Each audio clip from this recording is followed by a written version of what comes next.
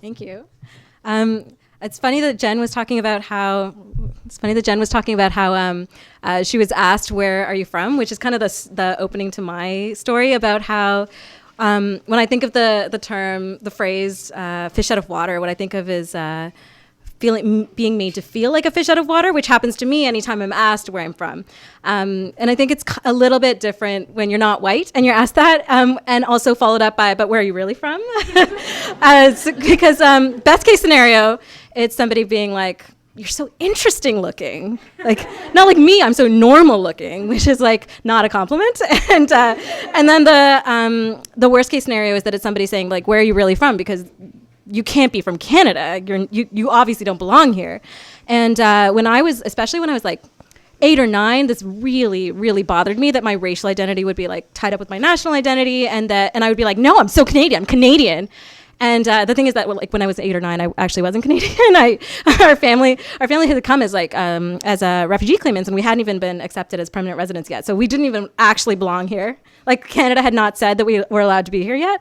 But I was like, no, I'm so Canadian. I read Anne of Green Gables. I go to canoe camp. Anyway, over the Christmas holidays, I have a 12-year-old sister named Shangi and a 23-year-old sister named Abby. And so Shangi and my mom and I went to visit my sister Abby at med school in Ottawa. And we'd been there for a couple of days, and we were like, we haven't done anything. Like, we should do something. So one afternoon we were like, let's just go hiking. Let's go to Gatineau Park. And we just strode off to Gatineau Park. We hadn't prepared at all to go hiking. So we just I wore the stuff that I wear every day, which is what I mean, like when we go hiking in Algonquin, we just wear Birks. Like, we're that kind of family.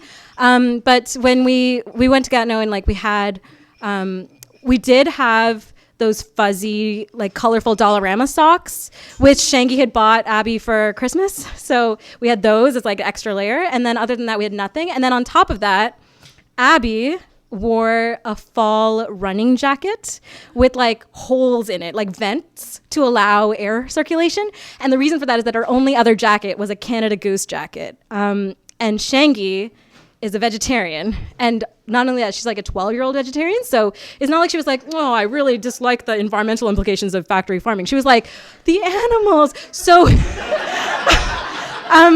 like, does anybody here own a Canada Goose jacket?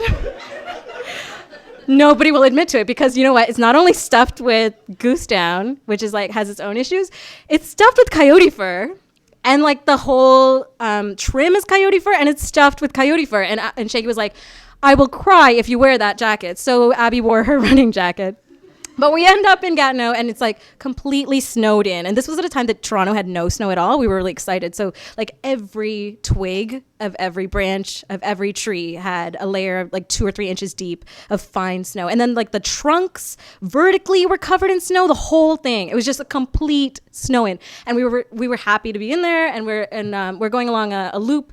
And about a quarter of the way in, Abby is clearly shivering, and it's also like the trail has kind of petered out. We can't really tell where we're going, because unlike in Ontario where there's like a sign every 20 meters, in Quebec they're like, you decide to come in here, you figure it out. So we had no way, like there's no signage. So Abby was like, hey guys, it looks like we don't really know where to go now, and so why don't I just take the car keys and I'll warm up the car and I'll meet you there. And she books it, and also Abby does not talk like that.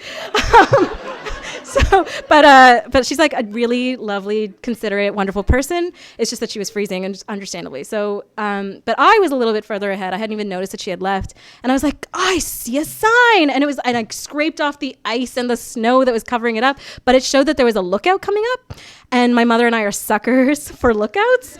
So I was like, so we decided that we would tell Shangi to like go back and tell Abby that we would to the loop and meet her back at the end. And so Shangi runs after her, and Abby is enough of a runner that she owns a running jacket, and Shangi is 12. So she did not catch her. But we were like, we're such thoughtful, wonderful family members that we were like, she'll figure it out. So we just kept going.